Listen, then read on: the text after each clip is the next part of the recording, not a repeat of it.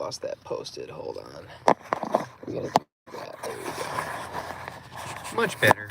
Much better. All right, welcome. I'm gonna do this real quick before I gotta go home. First things first, if you're new here, make sure you hit that subscribe button. Also, make sure you hit the notification bell. All that stuff helps to know when I'm going live. Sometimes I announce it, sometimes I don't. Just really depends. Sometimes I announce it, sometimes I push it back because things happen. TheSoftSpokenShaman@gmail.com in the pinned comment to hit me up if you want to read my books, if you want to hop on the Discord server, you have questions, whatever. That's the place to do that.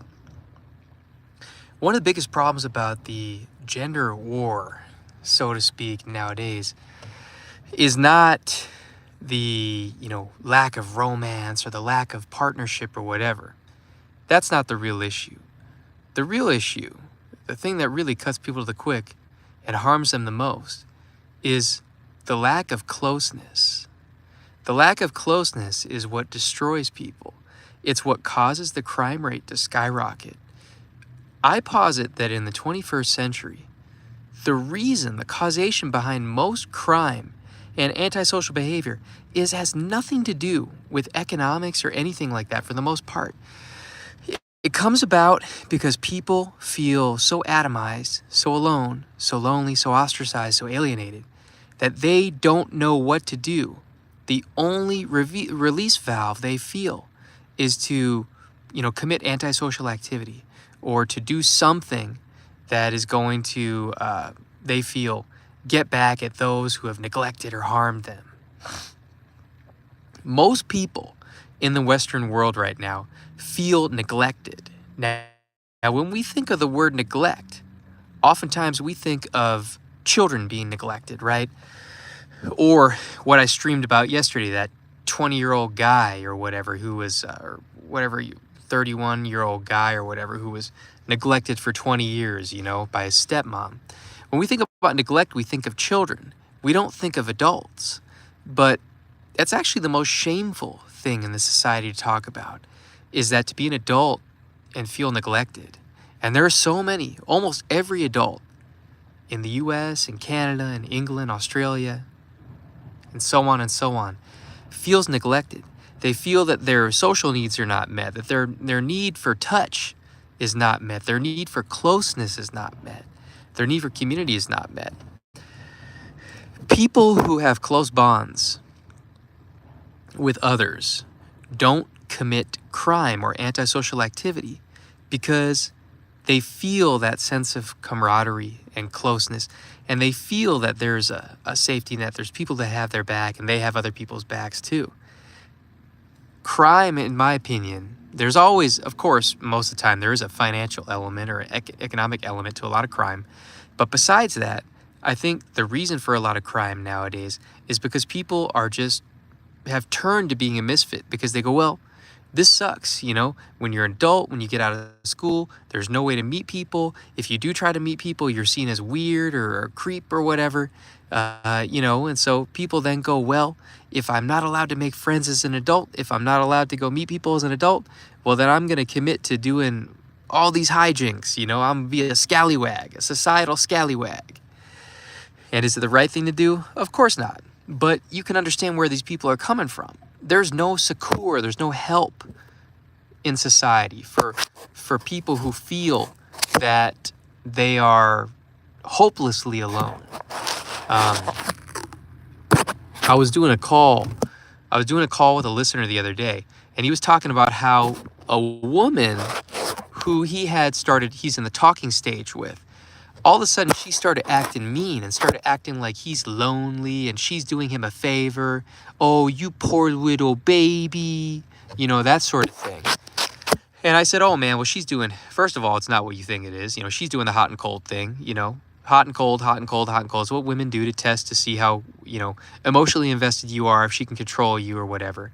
But at the end of the day, there are people who do that, who try to make you feel less than because you're actually trying to take proactive action to create a social life for yourself, to have the ability to maybe get some oxytocin in your system, to be touched, if you're touch starved.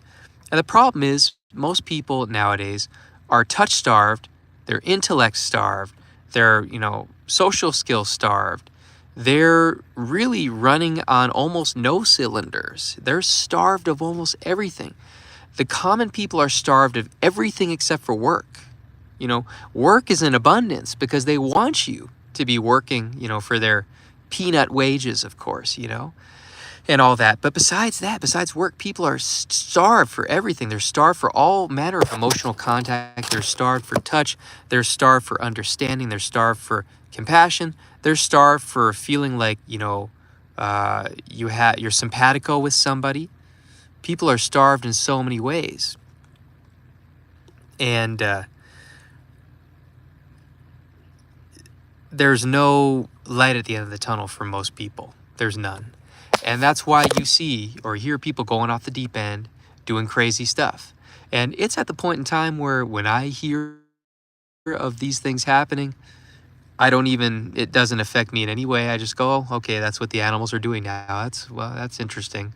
Because I don't live near them, nor do I really care how they act or react at all. Because for all intents and purposes, to me, they're basically a separate species. But it's amazing how a social species goes out of their way to make sure that there's basically no socializing going on. It's amazing. They go out of their way to make sure that there's no social glue between people, especially the people who need it the most. It's one of the most amazing things to see with the species and how horrible it is and how much it kind of does deserve to go extinct, or it deserves to break off and have, only the top survive, so to speak. It just doesn't seem that there's any way to reconcile that. And naturally, the weak people who can't deal with being alone or being ostracized or being touch starved or, intellect or emotion starved, they will take themselves out of the game. They shouldn't do it, but they've been doing it since the beginning of time, and they'll continue to do it.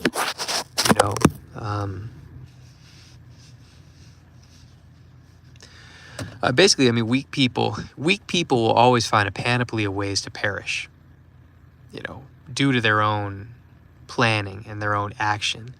And that's probably the best thing this species can do right now, is to bifurcate the weak and the strong. Because right now it's just a mess. It's a mess of people who have pathologies. And a lot of people are not born with pathologies. These pathologies come as a result of living in the society, of being a cog in the society, of having no friends, no meaningful connections, no meaningful contacts, your acquaintances at work, your neighbor who you've never talked to in your life, and all this sort of stuff. And that eventually causes a lot of people, to break. Not everybody. There's some people who are able to bottle up and live that way for the rest of their life and deal with having no touch or having no friendship or having no companionship or whatever. There are some people who do choose to react that way. But the vast majority of people, they can only take so much of that cruel and unusual punishment. And that's the main thing about our society, is that the alienation, the ostracization and such is really a form of cruel and unusual punishment. Now, when we think of cruel and unusual punishment, we think of what happens in the prison system, or the criminal justice system. But really, cruel and unusual punishment happens all around us, all day. And it's it's baked into our society to be punished cruelly and unusually. Now, it's brought up almost every year, a reform for prisons. Oh, solitary confinement is cruel and unusual punishment. And usually there's many people will agree. However, they say, well, it may be cruel, it may be unusual, but it's damn well effective. And it is. If you want to modify somebody's behavior, solitary confinement with lack of sensory input is really going to help modify their behavior really quick without having to resort to force. Essentially, our society is a free-range form of borderless solitary confinement, where everybody's in their own little solitary confinement, where there's no actual bars. The bars are psychological. Yet people out of a spirit of fear, not wanting to rock the boat, and seeing other people around them living in this self-imposed exile of anxiety and isolation, they choose to go with it and live that way. And you don't have to.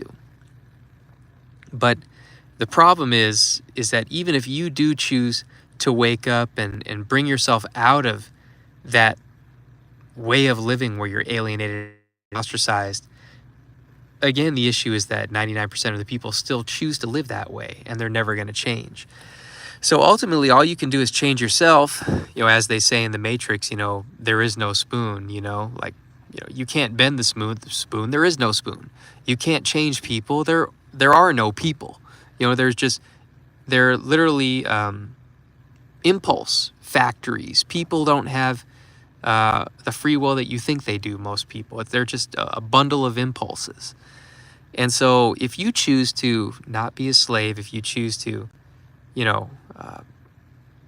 derive some sort of meaning in your life, if you choose to be the bigger person and reach out and try to make friends and try to create a community or whatever, you're not going to be met with a round of applause and, oh yeah, let's do that. Obviously most people are going to be like, yeah, dude, miss me with that. I want to go home and watch Netflix, and go, eat some corn on the cob hub, that's what it is. There's really no end in sight. And that's why, the new order that's taking shape with AI and machine learning and all that sort of stuff, it's so scary to people because they know there's no turning back and there's no other potential other than that. It's going to happen. And the reason is because when people are already so alienated, isolated, ostracized, lonely, their level of resistance is so much lower. It's like a person who has HIV and their white blood cells start attacking themselves and dying out, and there's no more way to battle even the smallest common cold or flu. It's the same way when people are ostracized and alienated society-wide, is how can they mount a defense against the people who are socially engineering them into obsolescence? When we talk about planned obsolescence, we talk about consumer goods. But really, planned obsolescence really is about human beings being made obsolescent. Their labor in a matter of only a couple of years, maybe a decade at most, will no longer be necessary for the most part. And so in the eyes of those who shape society, why are the people even needed? And that's kind of the way they see it. They're not. There's no correcting course. There's no saving the ship. There's no saving human beings. They don't want it. They're happy with Netflix and DoorDash and Uber Eats and go work at Buffalo Wild Wings for 30 hours a week and live in an apartment with 7 roommates.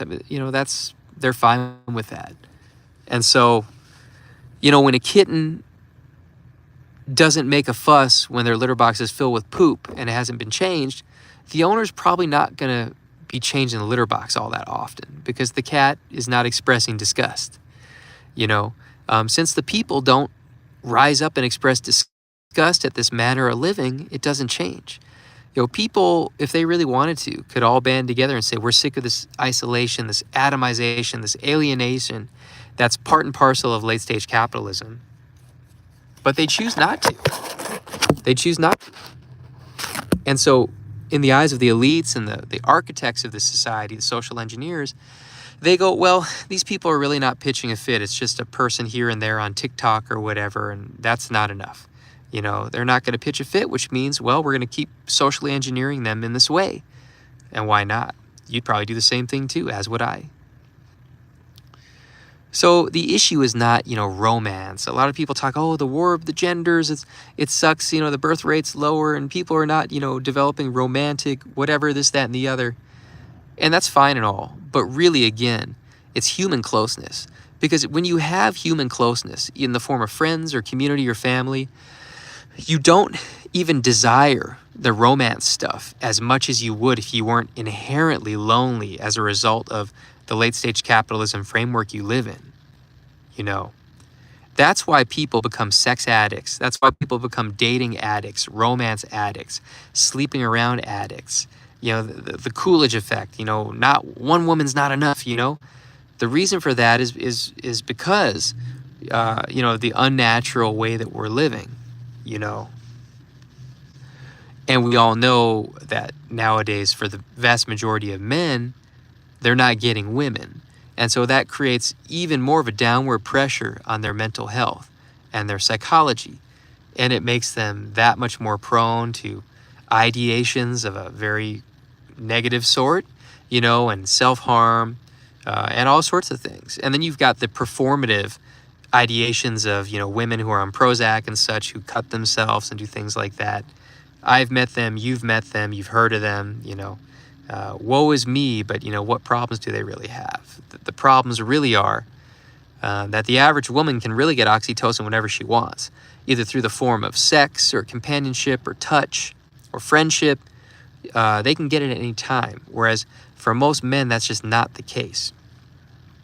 And it's a real detriment because it leads to their lifespan being much shorter. We all know that the average man, I believe, lives to about 76, and the average woman lives to 79. But even that's starting to dwindle a little bit. But there's that gulf. For that reason, I believe that those 3 years are basically synonymous with the fact that women can have oxytocin on tap, on draft, pretty much when they want it. And for men, it's just not that simple. You know, it's just not that simple.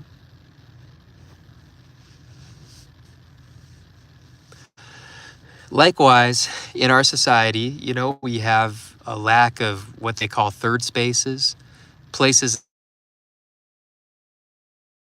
where people can kind of convene and be in proximity to each other. You know, when those spaces are not built, you know, in the form of, you know, cafes or, you know, bars or whatever, you know, there's no way for people to meet other people without being seen as a creep or a weirdo or somebody who's sus. You know, that's the issue, really, is as an adult meeting people without coming across as needy. Now, this used to not be how it was. I remember back in the 90s, you would actually go up to people and be like, hey, do you want to be my friend? Imagine saying that to somebody in 2025. You would feel cringe. And the person who you're asking to be your friend, they would look at you like you got 17 corn dogs for your head, you know? They would look at you like you're insane. But that's the way it was done back in the day. Hey, do you want to be my friend? You know? A lot of people have posited that, you know, if everybody was having sex on tap, we wouldn't have a need for prisons because people would behave. And to some degree, I agree with that. But I also think, to take that analogy in a different place, if everybody was getting a hug, meaningful touch, and meaningful conversation on a daily basis, there would be way less crime. All we'd see at that point probably would be crimes of opportunity for financial gain, but less of that, probably more for, you know, people who are really down and out. They need to find food to eat, stuff like that. Because what do you even really care about financial gain when you got your buddies and your family and you're tight? You live in the same town. You're not going anywhere. Everybody's tight. Everybody gets along. There's no reason. You know, that's one reason why people cling to trying as possible in their life, you know, is because they feel like,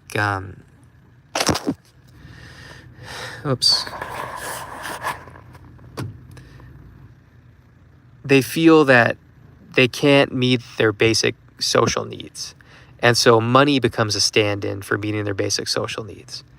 You know, oh, if I make a piss pot of money, that means that, I can finally fix the fact that, there's no friends or there's no family or there's no this, that, the other, there's no social club or groups.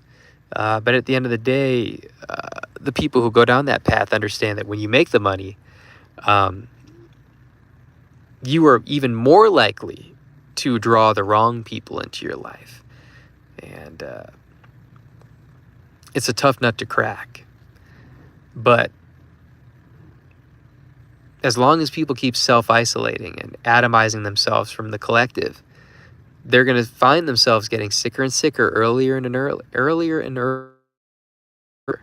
Um, whether it be in terms of health and weight or just the way they look in general, it's not good. It's really not good. And I do these types of calls with people all the time, man, where they're talking about their loneliness, and they talk about how they've tried to combat their loneliness by getting a job where either they have to be around people or even getting a job where they're a truck driver or something, where they be by themselves, but they're still in contact with dispatch and they talk to people, but it's still kind of, every man for himself, and you get to be alone with yourself most of the time. So everybody's really just got to find the way to live in this horrible system without going crazy and going postal and ending up on the news. That's really what it is. Anyways, my eyes are closed and I'm falling asleep. TheSoftSpokenShaman@gmail.com if you'd like to reach out. If you'd like to check out my books or get on the Discord server, all that good stuff. Hope you guys have a great night.